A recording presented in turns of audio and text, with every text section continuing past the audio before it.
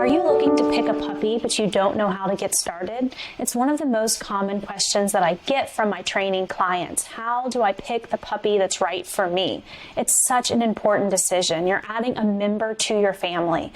In this video, I'm going to walk you through 5 crucial steps in picking the puppy that's best for you. This includes questions to ask the breeder or the rescue group, some essential lifestyle considerations, and 5 simple temperament tests that you can do to assess the puppy's degree of fit with you. Make sure you stick around until the end. I'll give you my top tip for building a relationship with a puppy that you choose.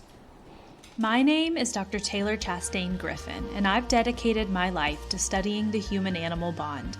With a background as a dog trainer, mental health counselor, researcher, and therapy animal expert, my mission is to show others what happens when we become the people our dogs think we are. It's easily one of the top questions that I get, especially if my clients are looking to find a dog that they hope to train to become a therapy or facility dog. Whether you're working with a reputable breeder or a rescue group, there are some key considerations to make. Step 1 is going to be to ask the right questions. There is so much that you can learn when you ask the right questions to the puppy's caretakers.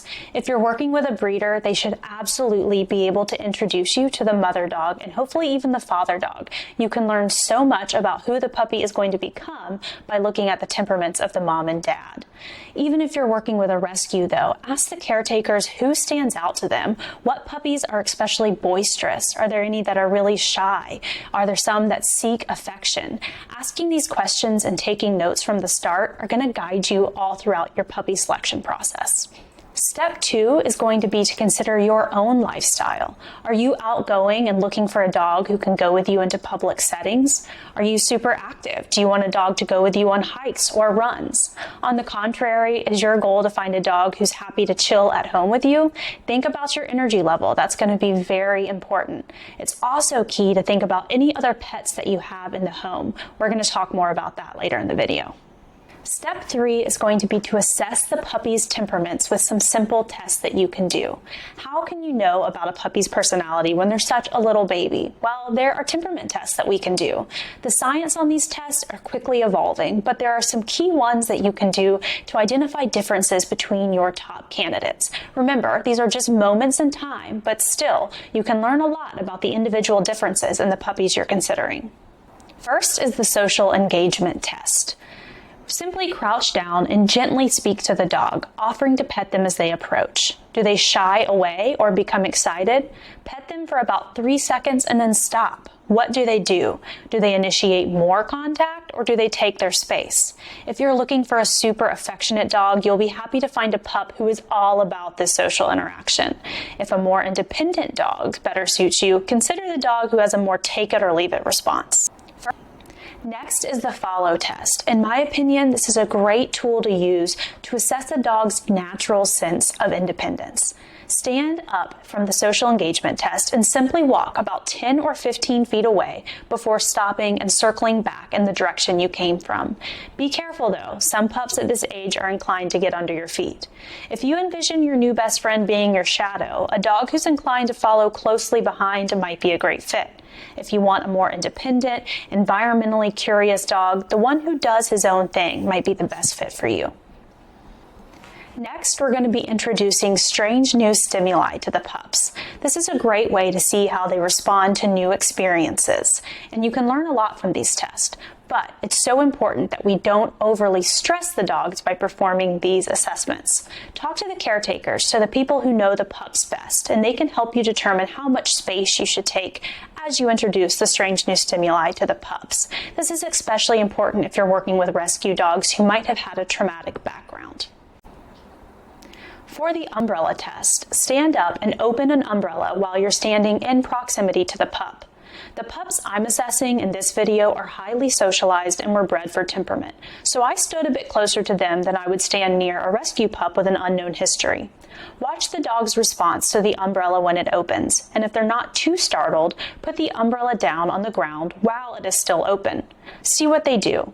Do they approach and sniff it? Do they avoid it? Do they bark or growl? Pay close attention to the dog's body language while assessing their recovery.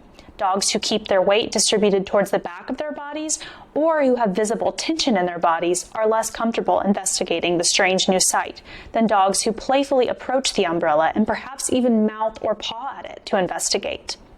The next related test is the strange sound test. Pick your strange sound depending on the pup's background and with direction from the caretakers. For cautious or unknown dogs, this might just be making a clapping noise or lightly hitting a spoon to a plate. For the dogs in this video who are being assessed for therapy dog work, I'm using my husband's drill. Given the dog's steady background, I'm just a foot or so away from them for this test, but take more space if you're unsure. Make the strange sound once and watch the dog. In many cases, you'll need to make the sound a couple more times if the dog is curious and undecided about where the noise is coming from and how they feel about it.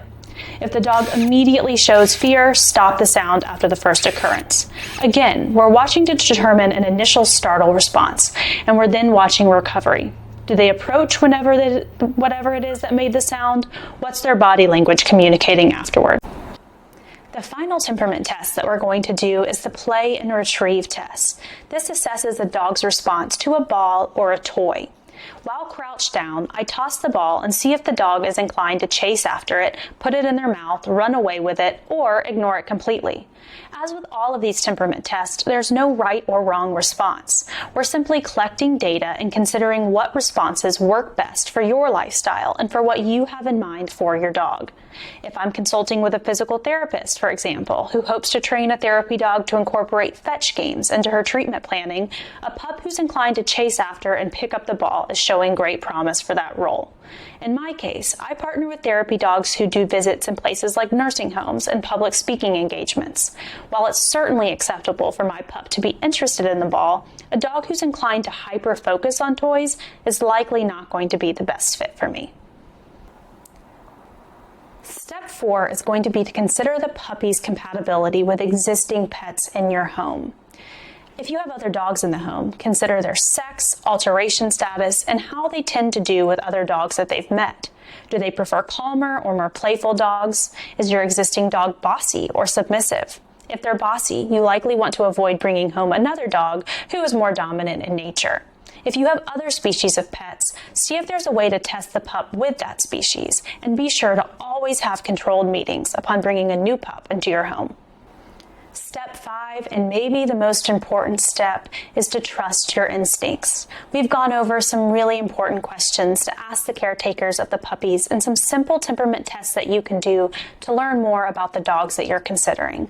But I have to acknowledge the fact that for so many people, the right dog picks you. There is so much that the scientist within me cannot explain about the human-animal bond.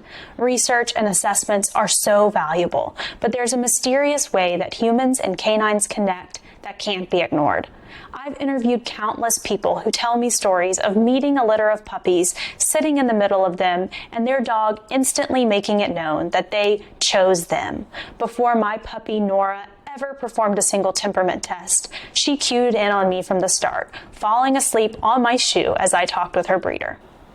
Choosing your puppy is a personal, thoughtful process. By asking the right questions, performing some simple temperament tests, and considering your lifestyle, you'll be well on your way to finding the perfect fit for you. Oh, and that bonus tip, once you've brought your chosen puppy home, the thing that you need to prioritize the most is relationship building and play. One of my favorite games to play with new dogs and old dogs alike is a game I call Go Find Mommy. I get some treats, hide them in my pocket when my puppy doesn't see me, and go into another room. I then happily call their name, and as they come to me, give them tons of praise and give them treats. You should see how excited a puppy gets when you play this simple game with them. Not only are you building your relationship, but you're also establishing a very solid recall command, which is so important for safety. I've had instances of a gate being left open and one of my dogs running out. As soon as I call their name, they happily come back, return to me, because we've practiced the Go Find Mommy game. I'm excited to be offering weekly videos to show you my progress with my puppy Nora, who's training to become a therapy dog, and also just to share tips that I've learned from a decade of working with many, many dogs. Be sure to subscribe to my channel, and if you have questions that you'd like for me to address, send them my way.